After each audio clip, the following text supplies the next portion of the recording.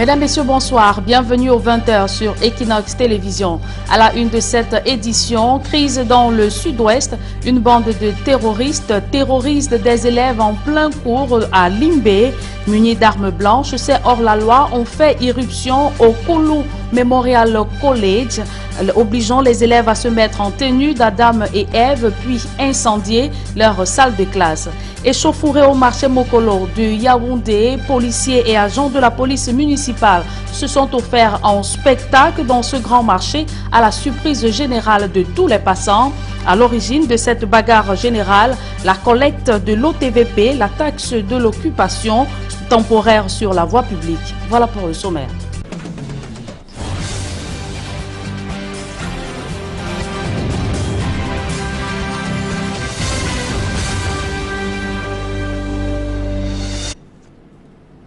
Une fois de plus, bonsoir mesdames et messieurs et merci de nous recevoir chez vous. Ce sont des images insoutenables qui font le tour de la toile depuis cette matinée. Des hommes lourdement armés ont fait irruption ce matin au Koulou Memorial College de Limbé dans le sud-ouest. Ces assaillants ont contraint élèves et enseignants de se mettre en tenue d'Adam et Ève puis incendier leurs vêtements et salles de classe. D'autres précisions dans ce reportage d'Éric Ouattat, Eric Fopossi. De la fumée et des décombres, symbole d'une éducation nationale brûlée au premier degré dans une partie anglophone du Cameroun, plus que jamais en feu. La transmission des savoirs à la merci des flammes. Yes. Nous sommes à la Koulou Memorial College de Limbé, dans le sud-ouest Cameroun. Victime le 4 novembre 2020 d'une attaque d'hommes armés non encore identifiés. Les assaillants entrent dans l'établissement, déshabillent élèves et enseignants avant de les passer à tabac. Une vidéo devenue virale montre une scène de panique générale d'enfants dénudés prenant la fuite.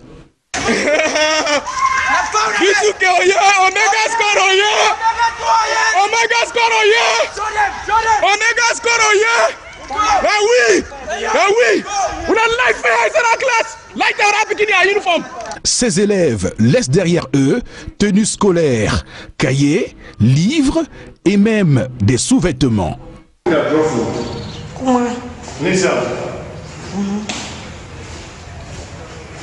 Signe d'une impitoyable et improbable représaille due au désir d'aller à l'école, le sinistre est à perte de vue dans les salles de classe.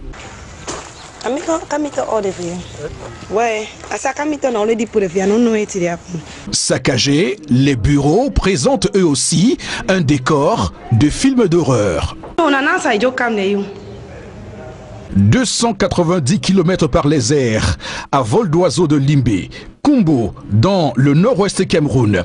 Un autre raid mené contre l'éducation nationale. La cible, la Presbyterian School. Mardi 3 novembre 2020, des élèves et enseignants sont enlevés, là aussi par des hommes armés non identifiés. Les portes du collège restent fermées et 11 enseignants sont toujours en captivité. Les attaques contre les écoles en région anglophone se multiplient. Le 24 octobre dernier, des hommes armés faisaient irruption au Mother Francisca Academy de Kumba, tuant 7 élèves et blessant 14 autres. Notons à la suite du reportage d'Éric Fopossi que 7 élèves du lycée bilingue de Fondon dans le nord-ouest ont été enlevés ce mercredi par des individus lourdement armés alors qu'ils se rendaient dans leur école. Jusqu'ici, rien ne filtre sur la destination et l'identité de ces ravisseurs. Des événements qui surviennent à la veille des obsèques des 7 écoliers de la Mother Francisca School de Kumba, froidement assassinés samedi 24 octobre dernier. Et parlant justement des hommages de la nation à ces écoliers tués le 24 octobre dernier, le Premier ministre Joseph Dion Ngouté, représentant personnel du chef de l'État, est arrivé ce jour à Boya dans le sud-ouest. Demain 5 novembre, le chef du gouvernement se rendra à l'hôpital régional de Boya où sont internés les élèves rescapés de cette attaque meurtrière. Joseph Dion Ngouté présidera ensuite la cérémonie officielle des obsèques des 7 élèves tués à Kumba. Et le gouverneur de la région du Nord-Ouest prescrit un renforcement du dispositif sécuritaire. Il a encouragé les forces de sécurité pour le dévouement à la tâche dans la protection des populations. Adolphe Lélé Lafrique demande aux fonctionnaires de rejoindre leur poste de travail. Je vous propose de suivre cette réaction d'Adolphe Lélé Lafrique aux sorties de la réunion de sécurité et de coordination administrative tenue à Bamenda. Nous leur demandons simplement de se conformer aux lois et règlements de la République et de participer à l'effort collectif de sécurisation et de pacification de la région en étant des agents de la paix. Nous avons également évalué la rentrée scolaire qui s'est déroulée globalement dans de très bonnes conditions dans la région du Nord-Ouest, en dépit des menaces qui sont encore là et que nous adressons avec le concours de la commission d'éducation des populations et grâce à la présence effective de nos forces de défense et de sécurité. Et je voudrais saluer la bravoure de nos élèves, des enseignants qui ont repris du service dans la plupart de nos écoles et demander à tous les fonctionnaires de l'enseignement comme des autres corps de métier de l'État de regagner incessamment leur poste de travail. Nous voulons également saluer en particulier le personnel de santé qui n'a ménagé aucun effort pour sensibiliser, prévenir et soigner les malades du Covid-19 dans la région du Nord-Ouest. Et nous voulons encourager les populations à continuer à observer les mesures barrières parce que la maladie est encore là. Elle fait encore des morts, même si elle est maîtrisée. Nous devons continuer à observer les mesures barrières. Impact des conflits sur les femmes et enfants, la société civile tire la sonnette d'alarme. Sous la houlette du haut-commissaire de Grande-Bretagne au Cameroun, elle invite les pouvoirs publics à agir au plus vite afin de limiter les traumatismes subis par les femmes et enfants dans les zones en crise. D'autres précisions dans ce reportage de Haït Cyril. Selon des organisations de la société civile, l'impact de la crise anglophone dans le nord-ouest et le sud-ouest, ainsi que l'invasion de la secte islamiste Boko Haram dans l'extrême nord est non négligeable sur le genre, notamment les femmes et les enfants. Nous avons une dame, par exemple, à Moura, qui, au vu d'une seule manque, elle perd connaissance. Elle perd connaissance simplement parce que le jour où elle avait été enlevée, c'est le jour où elle allait vendre les manques. Nous avons des femmes qui, parce qu'elles étaient enlevées par les Boko Haram, elles ont de la peine de se réintégrer dans les communautés parce qu'elles sont considérées comme des Boko Haram. Pourtant, elles sont des victimes. Nous avons des milliers de personnes, du fait de leur déplacement, n'ont plus la possibilité peut-être de se loger, n'ont plus la possibilité de s'alimenter.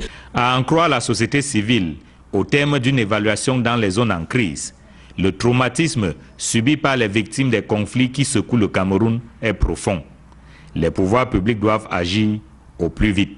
Ce traumatisme-là nécessite véritablement qu'il y ait une prise en charge en termes de structures spécialisées pour pouvoir accompagner ces populations-là afin qu'elles puissent sortir de ce traumatisme-là. Nous exhortons les pouvoirs publics et même les organismes à pouvoir mettre sur pied et les organisations des structures qui peuvent par exemple accompagner psychologiquement les personnes traumatisées. Ces destructions sont parties avec l'identité des personnes sur ce problème d'acte de naissance. Des milliers de personnes, du fait de la crise, n'ont plus une identité. Women International League for Peace and Freedom, section Cameroun, publie les résultats de l'analyse assortie des recommandations sur la dimension genre dans les conflits au Cameroun. C'était à la résidence du haut-commissaire de Grande-Bretagne à Yaoundé.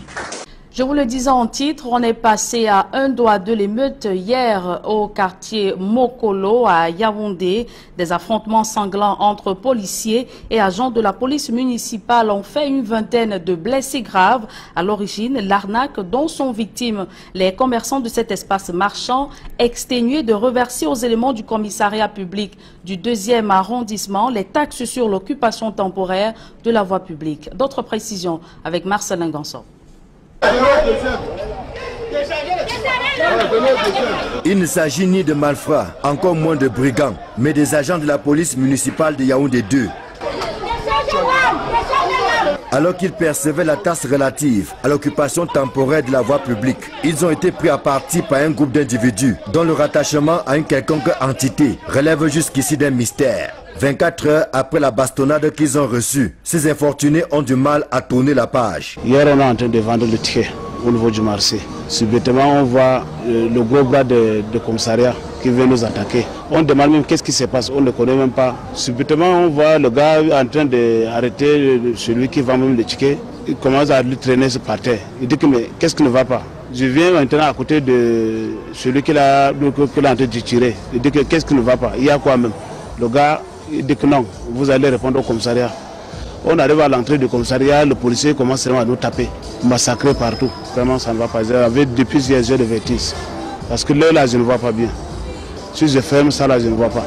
S'il y a des individus qui intimident, qui menacent et qui interpellent et saisissent même les biens des commerçants, cela n'est pas normal. Donc le commissariat doit faire son travail. Le commissariat doit protéger justement les commerçants. Je ne sais pas pourquoi donc ces individus-là, sans foi ni loi, peuvent intimider et menacer autant de commerçants, et empêcher même que la mairie puisse faire son travail normal, qui est d'assurer le bon ordre urbain et percevoir les taxes liées à l'activité qui est menée par ces commerçants. Au centre du conflit, qui aurait pu dégénérer en émeute, la perception de la taxe d'occupation temporaire de la voie publique, tâche normalement dévolue à la commune d'arrondissement de Yaoundé 2. Sauf que sur le terrain, des individus méconnus de la mairie imposent d'autres paiements aux commerçants en quête de leur pitance quotidienne. C'est l'occasion de fustiger l'action de ces individus-là. Parce que le commissariat est juste en face du marché. Il est donc inadmissible que des individus qui ne sont ni des policiers, ni des agents de la commune, entrent dans le marché, entrent à travers la voie publique, menacent les commerçants, arrachent les marchandises, les font saisir, les mettent à l'exposition de qui? Les qui sont justement derrière ces fameux gros bras que nous ne connaissons même pas. Genre, on entend seulement parler des noms Champi, moi je ne les connais même pas. Les commerçants abusés et désabusés portent un doigt accusateur en direction du commissariat de sécurité publique du 2e arrondissement. Là où je suis là, je souffre avec ma mère qui n'a pas le pied, avec le béquille. On nous chasse, on ramasse nos marchandises. On la met au commissariat, on donne 10 000, on refuse, on donne 5 000, on refuse. Avec mon enfant, ça ne va pas. Je vais payer le ticket, c'est le ticket que je veux. Il y a deux circuits, le circuit du commissariat et le circuit du poste de police. Chaque fin du mois que vous voyez, on collecte suffisamment d'argent pour les transmettre. Et tout le monde ici le sait.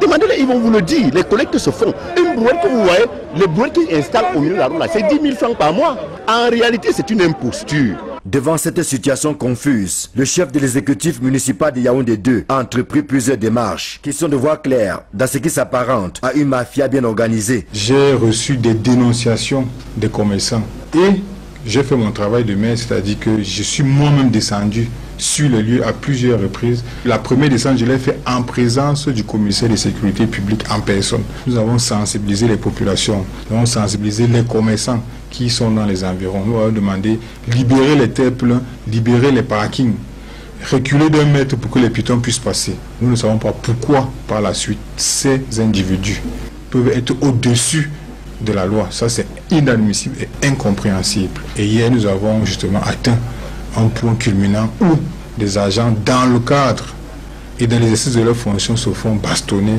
par des personnes qui sont justement tapis dans l'ombre. Nos tentatives pour avoir la version des faits du commissaire de sécurité publique du 2e arrondissement de Yaoundé se sont heurtés à un mur de procédures dignes des pratiques récurrentes au sein de la Grande Muette. Est-ce qu'il vaut un traitement aussi inhumain de la part des autorités qui sont chargées plutôt de les protéger? Bon, il y a une bagarre entre les agents de la mairie et ces gros bras. Montrez-moi un seul gros bras qui a donc été arrêté et interpellé. On ne les voit pas. On se pose donc des questions. Est-ce qu'il n'y aurait pas justement entre ces gros bras-là et les forces de maintien du commissariat de sécurité publique des accointances? Nous aimerions bien qu'on fasse la lumière sur cette situation-là. Au marché Mokolo, les commerçants concernés sont sur le pied de guerre. Ils n'entendent plus donner le moindre radis en dehors de ce qui est prévu au titre de taxe d'occupation temporaire de la voie publique. La mairie qui comprend leur exaspération est en face d'une sorte de nébuleuse dont il faut percer le mystère. Une affaire à suivre. Évoquons à présent la colère des habitants du lieu-dit Bonabo sur le prolongement du boulevard de la République. Remonté contre le nombre de décès et de blessés au quartier Bépanda, ces habitants ont tenu à demander lors d'une manifestation la pose des ralentisseurs aux autorités, une incongruité visible également à la pénétrante est de la ville de Douala. Steve Eboulé, Donald Brice Kangan.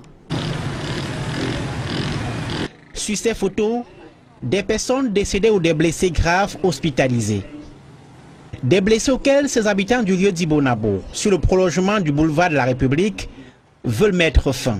Ce que nous demandons aujourd'hui à la communauté urbaine, c'est qu'ils puissent nous mettre les ralentisseurs automatiques sur cette route pour faciliter la tâche à la population de traverser cette route. Depuis 2019, date de la mise en service de ce tronçon routier qui relie Bépanda à Bonamoussadi, près de 20 personnes sont mortes percutées par des véhicules ou des motos roulant à tombeau ouvert. Eric a perdu son frère cadet ici au mois de mars. Quand la voiture est percutée, la voiture est partie, il est tombé du côté de la chaussée, quoi. Bon, les gens, comme à ce moment, il y a passé des personnes. Quand les gens sont sortis, on les transportait, on les posait sur les pleines terres. Juste quelque chose comme 20 minutes, il est amené à l'hôpital. Avec l'hôpital, il est décédé. Le quartier est devenu un producteur de personnes handicapées. Pour celles qui ont pu se mettre sur deux béquilles ce matin, elles ont tenu à interpeller les autorités de la ville. J'ai seulement compris, c'était tout. La moto était sous le camion et moi également, je suis sorti en bas du camion. Là, vous voyez tout ça comme ça. Oui, toutes les photos que vous voyez, la majorité là, sont mes photos. Entrée est de la ville de Douala, vitesse grand V ici pour les véhicules de la route nationale numéro 3. Au milieu, c'est dans les deux sens. C'est là où c'est plus compliqué. Il faudrait que le gouvernement mette en place, n'est-ce pas, un dispositif qui pourra aider à mieux sécuriser, surtout pour les enfants, surtout pour nos enfants qui traversent cette route au quotidien. Avec un trafic routier beaucoup plus important ici à la pénétrante est de Douala, les risques d'accident de la circulation sont très nombreux. Ici, de nombreux morts et des blessés graves, souvent peu relayés. La faute à une voie routière peu marquée et l'absence de ralentisseur de vitesse. Ici, en direct de la pénétrante est de Douala. Sif Eboulé, Donald Brice Kangan, Equinox Télévision. Rappelons que le sous-préfet de Douala 5e est descendu sur le lieu de cette manifestation. Après sa tenue, sous sa conduite, les forces de maintien de l'ordre ont interpellé 4 personnes, dont des leaders de ce sitting pacifique, des personnes conduites au commissariat de sécurité publique du 9e au quartier d'Eido. Nous y reviendrons. Le quartier Bonaberi, dans le 4e arrondissement de la ville de Douala, serait-il le fief des entreprises exerçant dans l'illégalité? Car plusieurs viennent d'être interpellés ou viennent d'être démantelés par les autorités. Plusieurs spécialisés dans la fabrication du café et du ciment-colle viennent d'être démantelés par les autorités administratives. Isabelle Carole Zoupet, Innocent Abega.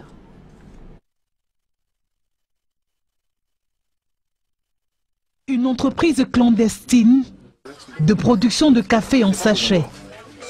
L'opération est menée dans un environnement insalubre. Le résultat de ce travail laisse à désirer à cause de son milieu impropre.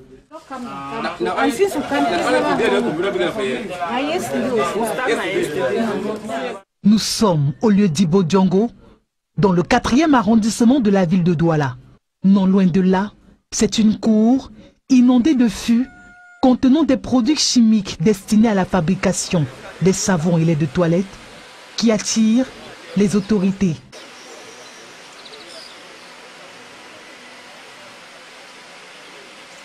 Conclusion, il faut tout détruire pour éviter toutes sortes de dangers liés à la mauvaise manipulation et à la toxicité de ces produits.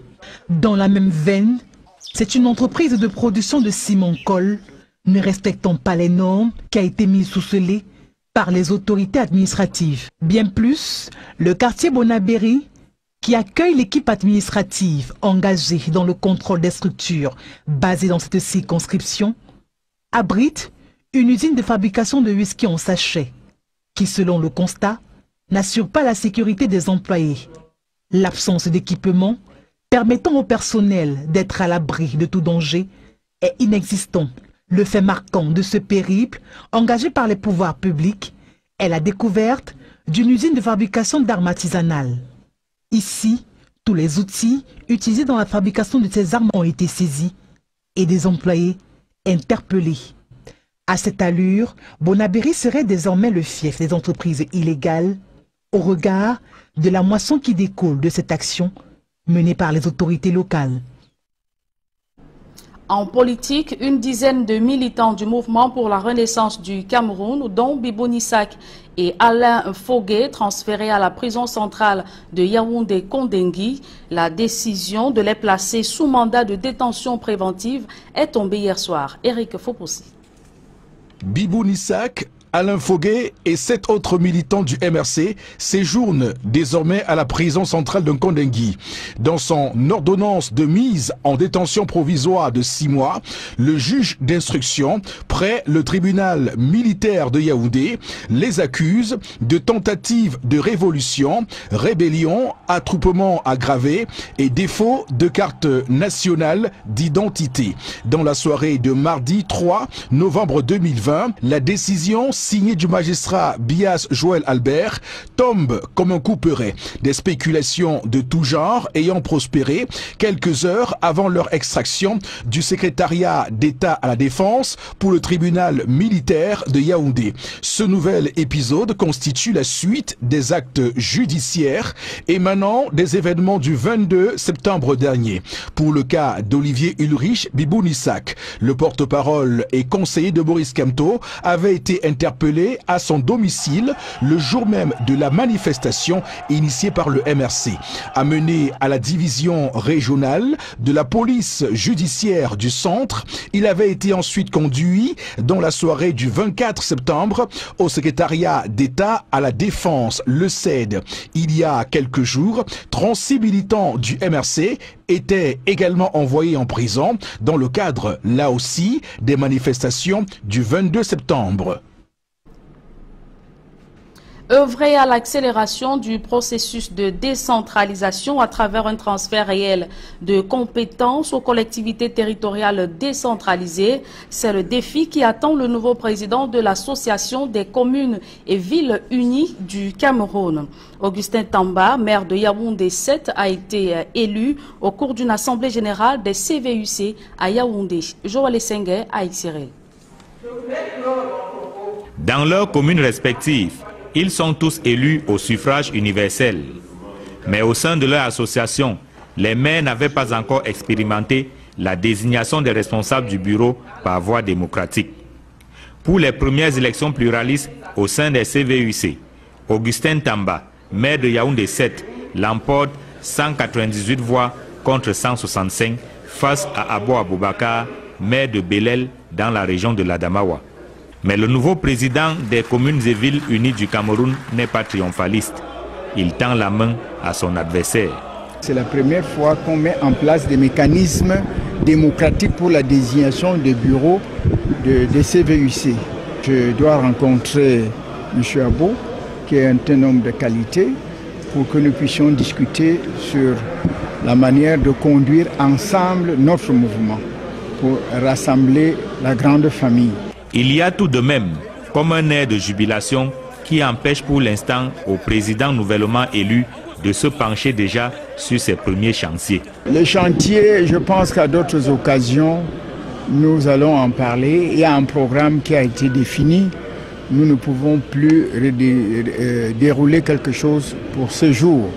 Nous aurons le temps, nous serons à la disposition des médias. L'Assemblée générale élective des communes et villes unies du Cameroun se déroule en présence du ministre de la décentralisation et du développement local. Georges Elangaobam déroule les missions des CVUC en rapport avec le processus de décentralisation. La décentralisation nécessite, dans sa mise en œuvre, la pleine participation et la totale implication de chacun de ces acteurs que sont notamment les collectivités territoriales décentralisées, La décentralisation, c'est aussi son mouvement municipal. Un mouvement municipal dynamique, animé par des hommes et des femmes de qualité, des hommes et des femmes dévoués à la cause de leur communauté de base.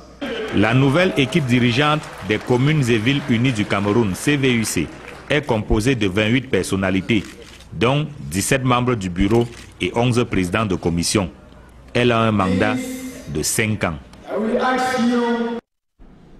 Parlons économie à présent. Le secteur privé en quête d'accompagnement, durement frappé par les conséquences de la crise sanitaire, les entreprises sont à la recherche d'un nouveau souffle afin de relancer leurs activités.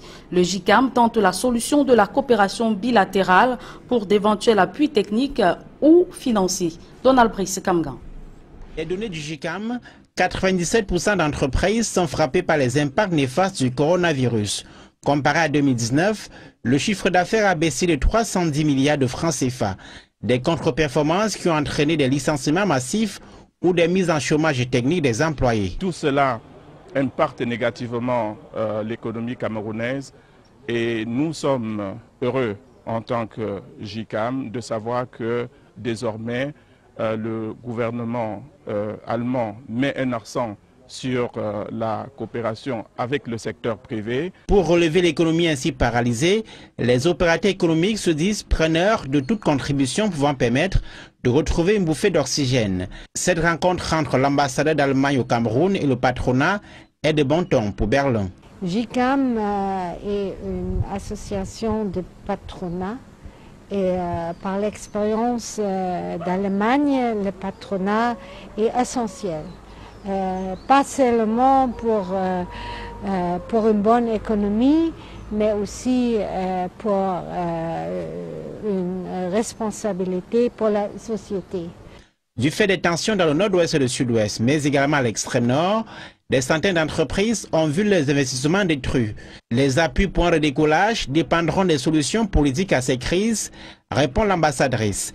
Suivi par le directeur de la GIZ, qui explique que la coopération allemande déploie des modalités spécifiques dans le contexte actuel. On a des interventions jusqu'aujourd'hui là-bas. On travaille surtout dans le système de remote management, gestion à distance, à cause de la situation sécuritaire. L'Allemagne qui permet désormais à son agence de coopération de soutenir le secteur privé, soutien technique ou financier, pour les entreprises à bout de souffle du fait de la pandémie et des crises diverses. En culture, la fête du Ngondo chez le peuple Sawa, l'édition 2020 se tiendra du 7 au 13 décembre prochain. Exhortation à la jeunesse, c'est le thème retenu pour cette année 2020. De même que le nouvel uniforme de cette fête a été présenté au cours d'une conférence de presse à Douala. Le président du comité d'organisation, Sa Majesté Jean-Yves Ebombo, a indiqué que le Ngondo 2020 se tiendra dans le strict respect des mesures barrières. Je vous propose d'écouter le chef du canton Bel, Sa Majesté Jean-Yves Ebombo. À l'origine, est un Ngondo traditionnel. Il n'a pas le sens de toutes les animations que l'on connaît récemment, en vérité. Et donc, du fait du Covid-19, il fallait tout simplement, on est revenu au sens premier, à la valeur première du Ngondo. Et c'est ce qui va se célébrer principalement avec les initiés et les chefs traditionnels pour le sens mystique et traditionnel. Mais le Ngondo va commencer en début de semaine, c'est-à-dire à partir de, je crois, du 7 jusqu'au 13, pour pouvoir de décembre. En tenant compte du vote du conseil régional qui se fait le 6 décembre. Et donc le Ngondo en lui-même se vivra toute une semaine avec des articulations tout à fait nouvelles, mais qui tenant compte de la pandémie. En vérité, il y avait toute l'année, nous aurions dû avoir ce rapport particulier avec la jeunesse, ce qui était prévu. Mais c'est vrai que nous avons été amputés de cette orientation à cause justement de cette pandémie. Culture, la confrérie initiatique traditionnelle Sawa célèbre son 25e anniversaire. À cette occasion, une semaine culturelle est organisée en vue de transmettre l'essentiel de la culture à la jeune génération. Cédric Chouna et Kediara.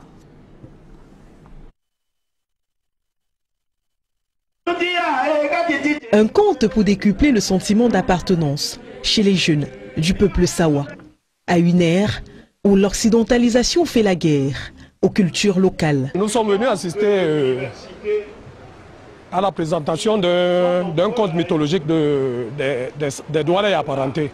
Ce conte retrace l'épopée de Djekila Ndjambe, de la création de l'humanité selon la mythologie, selon la cosmogonie des peuples Sawa et apparentés. Nous voulons que la jeunesse côtière se réveille, qu'elle apprenne ce qui est arrivé à leurs parents et grands-parents et arrière-grands-parents. Ce n'est pas de la faute de leurs parents, mais de la faute de qui l'on sait. Par qui l'on sait, il faut entendre l'Occident, qui au fil des ans a usé de stratégies pour asseoir sa propre culture sur les autres peuples. La totalité de la production artistique Sawa se trouve accumulée dans les arrière-salles des musées de 5 pays d'Europe. Là, vous comprendrez, ils ont voulu créer un vide culturel pendant lequel ils imposaient leur culture à eux. Pour casser cet ordre des choses, Moutibé, la confrérie initiatique traditionnelle Sawa, ouvre sa semaine culturelle organisée à l'occasion de son 25e anniversaire par ce conte qui ramène les jeunes de cette génération à l'époque des histoires racontées autour d'un feu de bois, sous l'arbre, à palabre. C'est un conte qui est raconté d'abord par nos frères de Pongo, parce que c'est eux qui ont gardé cette tradition qui est mythique, qui date de plusieurs centenaires. C'est un conte qui retrace en fait notre culture, qui nous montre comment nos ancêtres, dans leur cosmogonie, dans leur théogonie, concevaient l'univers, contrairement à ce que l'occidental nous a présenté aujourd'hui. Donc, ce conte fait partie de notre culture. Le conte vient également asseoir le lien historique qui existe entre les peuples Sawa et égyptiens. Que ce conte est en rapport même avec des contes égyptiens qui retracent la mythologie de la création de l'univers, où on parle de Atum qui s'est incarné à travers les eaux et qui a engendré Osiris, Horus et Isis et Horus. Allons à présent à l'étranger. Climat post-élection présidentielle en Côte d'Ivoire. Le pays connaît une spirale de violence depuis la proclamation des résultats donnant vainqueur Alassane Dramane Ouattara. L'opposition dénonce ces violations des droits humains. Gizogo. Après la journée de tension vécue autour du domicile de l'ancien chef de l'État ivoirien, Henri Konan Bédié, ses avocats qui officient également pour le compte de la plateforme de l'opposition viennent de rendre public un communiqué. Celui-ci indique d'emblée que le domicile de l'ancien chef de l'État de Côte d'Ivoire a été pris d'assaut par les forces de l'ordre. Au cours de ces assauts, poursuivent-ils, une dizaine de personnes ont été interpellées, lesquels se trouvaient au domicile d'Henri Konan Bédié pour une déclaration de la plateforme de l'opposition au sujet des attaques intervenues simultanément la veille autour des domiciles des leaders de cette coalition. Ces personnes poursuivent les conseils de l'opposition, ont été conduites vers une destination inconnue. Les avocats de l'opposition précisent en outre que 2 avocats présents sur les lieux ont également été arrêtés avant d'être relâchés. Ils font par ailleurs état de ce que Henri Konan Bédié, Pascal Afinguessan, Albert Tokoïs Mabri, Asso Adou et Hubert Oulaye sont assignés à résidence surveillée de fait. Aussi, le collectif des avocats de l'opposition en appelle à la communauté internationale pour qu'elle fasse le constat des graves violations des droits de l'homme en cours en Côte d'Ivoire. Enfin, ils enjoignent le procureur général près la cour d'appel d'Abidjan, garant de l'ordre judiciaire, à mettre un terme à ces pratiques. Mais ces violences n'épargnent pas le camp présidentiel, dans lequel Le ministre de la Communication, porte-parole du gouvernement, Sidi Tiemeko Touré, a été victime d'une attaque à Bouaké alors qu'il regagnait Abidjan après avoir voté dans sa région. Pour le moins, la préélection présidentielle en Côte d'Ivoire est empreinte de nombre d'actes violents. Un public reportage dans ce journal. Obtention du Master 2 en recherche. L'Institut supérieur de management de Douala a organisé des soutenances en vue de mettre sur le marché de l'emploi et de la recherche une nouvelle vague de diplômés. Reportage.